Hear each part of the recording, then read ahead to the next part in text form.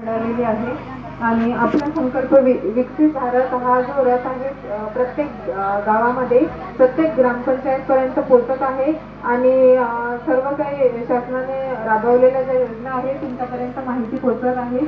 तर आपला संकल्प विकसित भारत हे आपला उद्दिष्ट आहे।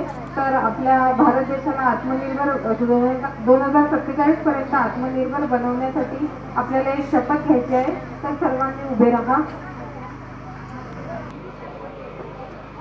भारताला 2047 पर्यंत आत्मनिर्भर आणि विकसित देश बनवण्याचे स्वप्न साकार करू। गुलामगिरीची मानसिकता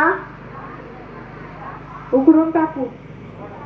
देशाच्या समृद्ध वारशाचा अभिमान बाळगू। भारताची एकता बळकट करू आणि देशाचे रक्षण करणाऱ्यांचा सन्मान करू। नागरिक म्हणून कर्तव्याचे पालन करू। जय हिंद, जय भारत।